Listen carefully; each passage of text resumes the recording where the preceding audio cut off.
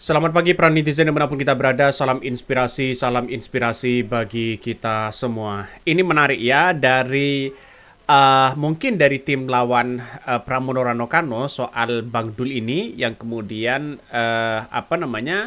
diundang di Tempo di Bocor Alus begitu kan ya. Mengatakan 3 putaran pun menang begitu kan. Padahal potongan-potongan video yang kemudian beredar hari ini seolah-olah memframing bahwa peran Anies Baswedan di situ begitu kan. Pengaruh dari Anies Baswedan seolah-olah dianggap hal yang biasa.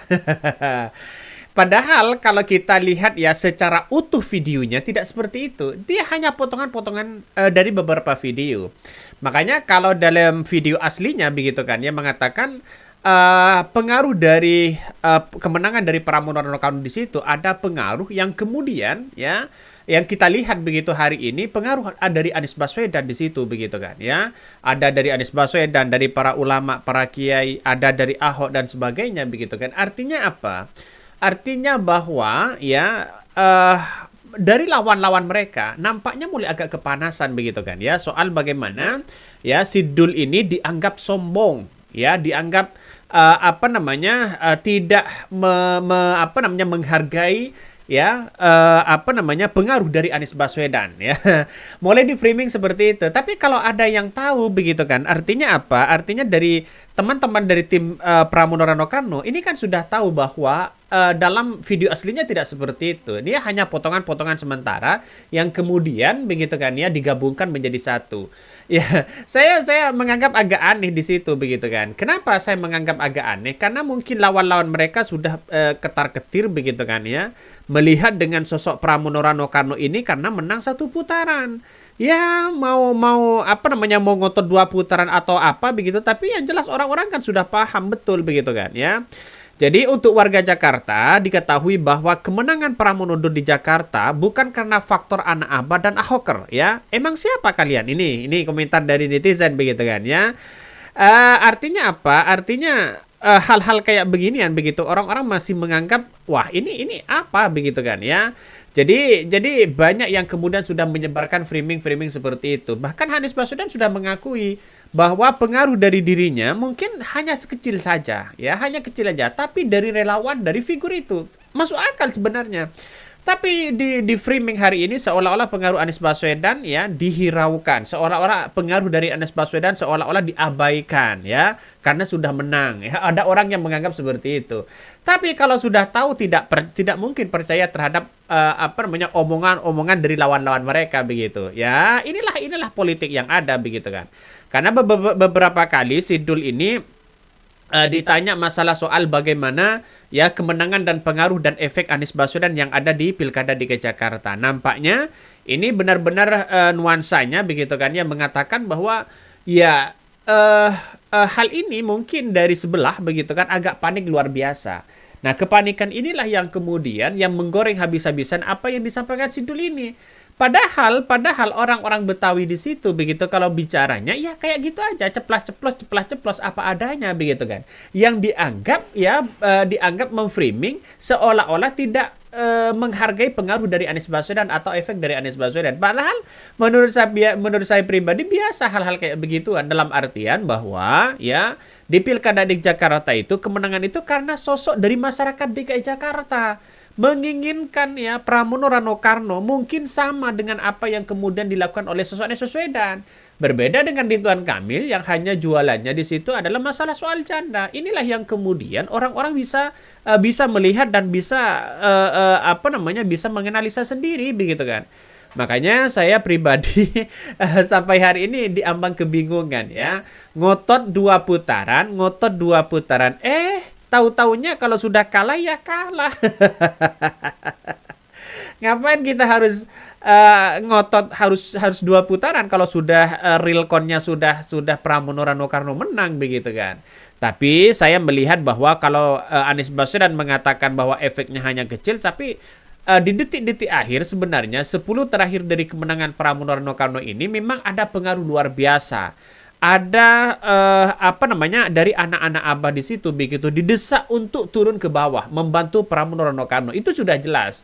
Dan inilah tidak ingin menampakkan yang sebenarnya apa yang terjadi begitu kan ya. Makanya saya pribadi begitu, kalau sudah menang ya menang, kalau sudah kalah ya kalah. Ngapain kita harus ngotot sana sini begitu kan ya. Walaupun sudah ada dugaan yang kemudian dianggap ada kecurangan besar, ada pencoblosan secara massal, suara-suara sudah dicoblos dan sebagainya. Nah, inilah demokrasi dalam artian bahwa mungkin lawan-lawan mereka juga sama begitu kan. Kalau soal masalah kecurangan, masalah soal bansos dan sebagainya. Artinya apa? Tidak ada yang murni dalam pilkada ini, ya. Drama belakang dan drama depan ini kan berbeda begitu. Sehingga ya kalau di depan ya tidak ada kecurangan, ya. Kalau di belakang ya kita lihat saja, pasti ada nuansa-nuansa seperti itu. Dan itu tidak hanya dilakukan oleh orang-orang tertentu, semuanya pasti melakukan kecurangan. Nah, inilah politik yang ada untuk saat ini begitu kan, sehingga orang-orang dan masyarakat masih menggoreng habis-habisan masalah soal-soal kayak beginian ya. Ya wajarlah dalam dunia politik begitu kan. Kalau kalah ya pasti sakit hati. Coba kita baca. Menyebarkan spanduk provokatif sudah ya, menempel stiker hoax sudah, menyogok dengan sembako dan duit sudah. Sekarang memotong video wawancara Rano Karno dibocor alus Tempo ya. Dasar kelakuan apa ini?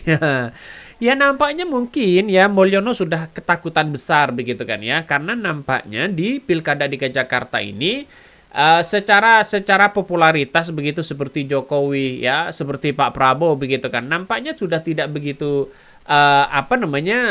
mengikuti para masyarakat DKI Jakarta, malah lebih bertolak belakang. Kenapa? Karena ya itu aja mereka. Artinya pengaruh dari seorang Jokowi ini sudah tidak laku lagi di Pilkada DKI Jakarta.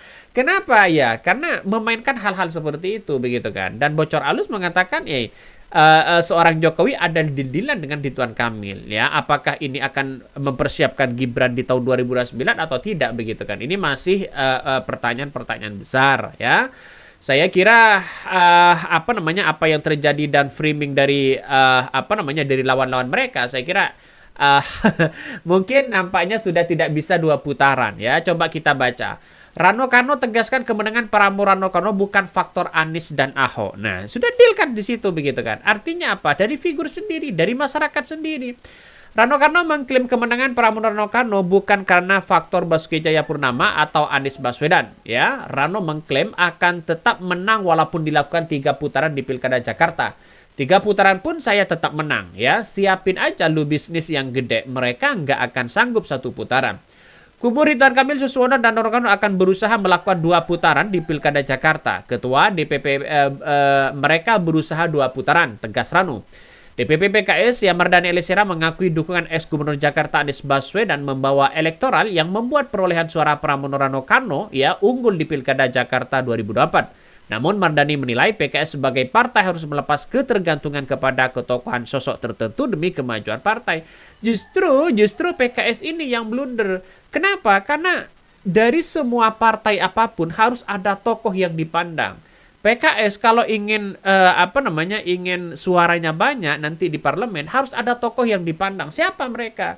Rasanya sangat kecewa sekali begitu ketika Anies ditinggal begitu oleh PKS ya, dengan rayuan-rayuan Gombal Mulyono di situ, sehingga orang menganggap bahwa PKS ini mau berlabuh kemana begitu kan ya. Sudah haus kekuasaan 10 tahun dari kepemimpinan Pak SBY, dan sekarang ya di kepemimpinan seorang Prabowo tidak dapat menteri-menteri dari PKS dan sebagainya. Apa yang mau diharapkan oleh PKS? Kan itu logikanya. Secara tidak langsung ini adalah partai politik, harus ada ketokohan. Sama dengan PSI. PSI itu kalau tidak ada ketokohan secara nasional yang dipandang oleh masyarakat secara agamis, itu tidak akan bisa untuk berlaju di parlemen. Kenapa? Karena suara-suara mereka seharusnya merebut masalah suara nasionalis dan agamis sebenarnya, malah untuk bukan bertolak belakang. Nampaknya PKS ini ingin mencoba-coba ya keluar dari zona idealis ya, ingin melakukan zona pragmatis. Ini kan lucu sebagai partai mau coba-coba sana sini begitu kan ya. Makanya saya melihat dengan apa yang disampaikan oleh Rano Karno ini begitu kan ya. Nampaknya Itu hal yang biasa ya. Ada efek kepada Anies Baswedan dan Ahok begitu kan ya, tapi kan hanya sedikit. Inilah yang kemudian digoreng seolah-olah pengaruh dari Anies Baswedan begitu kan ya. Pengaruh dari Anies Baswedan tidak ada dan tidak dihargai. Oke, mungkin itu yang kami sampaikan ya. Tonton terus channel Hot dari Podcast Rakyat ini, jangan lupa di-subscribe.